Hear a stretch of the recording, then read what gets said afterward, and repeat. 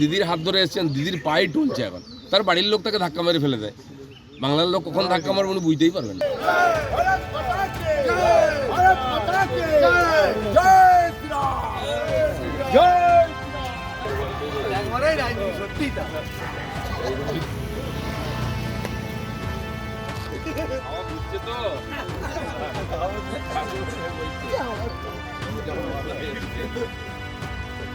ঠিক আছেন?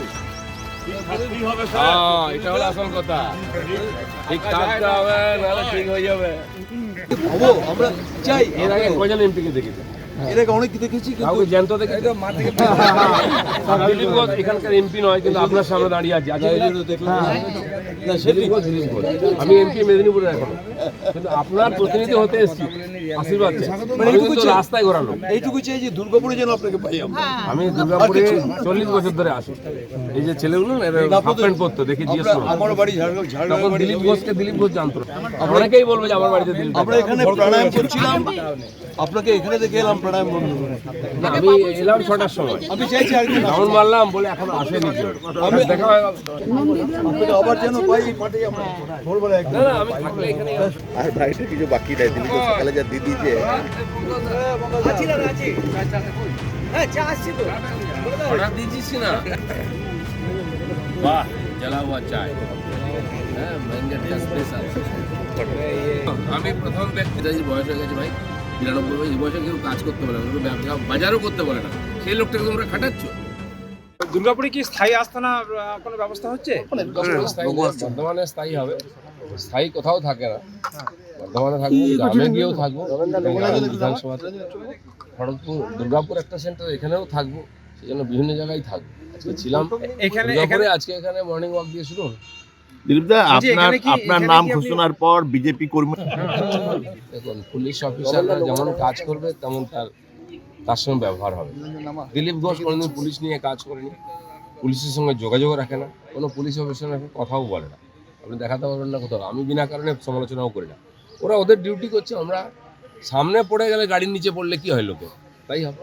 বলছি পঞ্চায়েত তৃণমূল প্রার্থী বলছে, বলছি রেকর্ড আছে আমাদের কাছে, কে কি করেছে। সেটা কি পুনরাবৃত্তি হবে? সুধরে না যায় তাহলে আমরা সুধরে দেওয়ার চেষ্টা করবো। সে কি বাড়িতে বসে টিভিতে ইলেকশন দেখতে হবে, সেটা যাতে না হয়।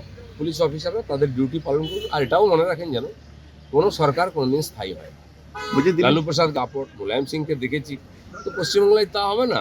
খুঁটির জোরে যে ভেড়া লড়ে, সে ভেড়া বেশি লড়তে পারে না। কার স্ত্রী কার স্বামী রাজনীতিতে কি যায় না। আমি চাই এখানে জনগণ কোথায় আছে, আমরা জনগণের সঙ্গে আছি। জনগণ কি চাইছে, জনগণের সম্মান আছে গণতন্ত্রে, সেটা কোথায় আছে?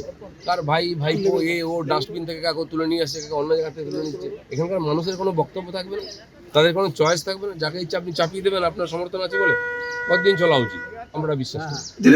তৃণমূল প্রার্থী বলছে নো বলে খালির রেখা পাত্রকে প্রার্থী করা হয়েছে, এটা কি বলবেন একটা মাস্টার স্ট্রোক? এবং সেখানে বিক্ষোভ করছে কিছু লোক, তারা কি আদৌ বিজেপির? ওখানে সন্দেশখালী আজকে একটা আন্দোলনের প্রতীক হয়ে গেছে, এবং টিএমসি অত্যাচারের একটা নিশানা হয়ে গেছে, ব্ল্যাক স্পট।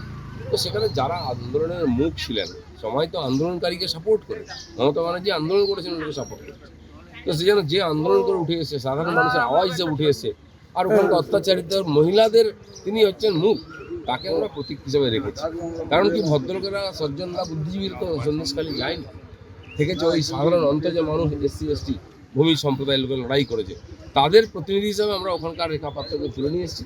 আমি আশা করব কমপক্ষে বসিরহাটের মানুষ প্রতিবাদ হিসাবে তাকে জিতিয়ে পাঠাবে। মনে করি যে সাংগঠনিক দিক থেকে দুর্বল, তত দুর্বলতা আছেই। আপনি যেটা বললেন, অত্যাচার যেটা হয়েছে পঞ্চায়েত, তার আগে বিধানসভা নির্বাচনের পরে, এখনও দাগ আছে, এখনও বহু কর্মী ঘর ছাড়া আছে, এখনও ধমকি দেওয়া হচ্ছে, শুরু হয়ে গেছে মারপিট। কিছু MLA আছেন, আছেন। আমরা বিনা কারণে বিতর্কে যেতে চাই না, আমরা নির্বাচন করতে চাই, মানুষের মতের প্রতিফলন এটা চাই। সেই রাস্তায় আমরা লড়াই করছি।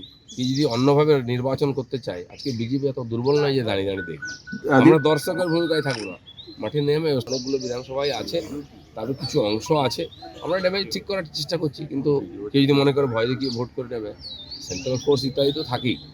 কিন্তু বিজেপি আজকে লড়েছে বলে লোকে 18টা সিট দিয়েছিল, আর লড়াই করে সে ডবল করে। একটা প্রশ্ন, যে দুর্গাপুরে, বর্ধমান দুর্গাপুরে কি আপনি স্থায়ী বাসিন্দা হবেন, এখানকার ভোটার হবেন?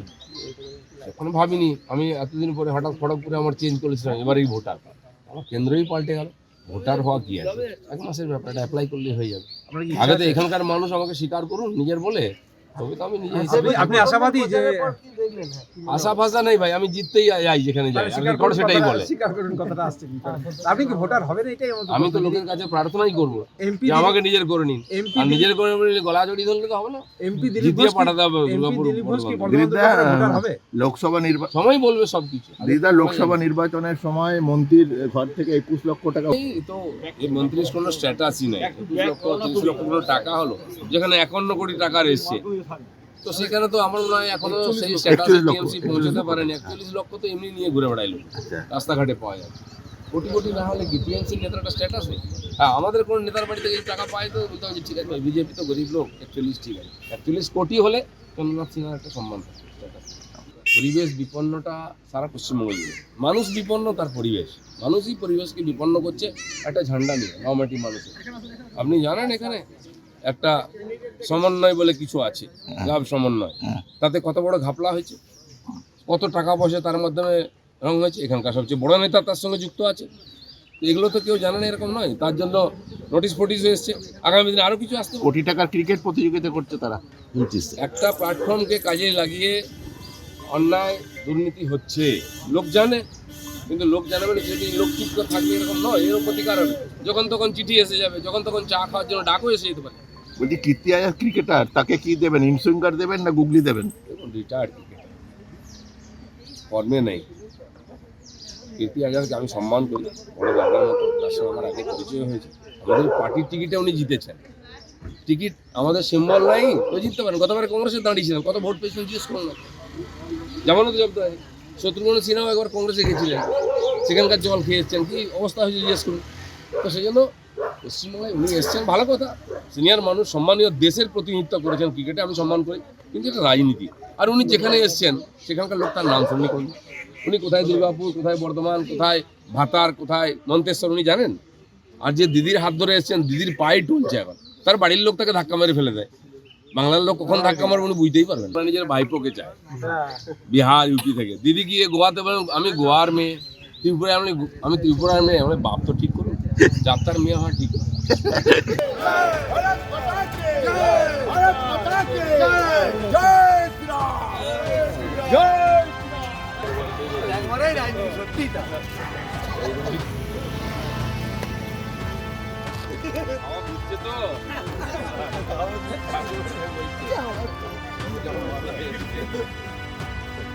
ঠিক আছেন?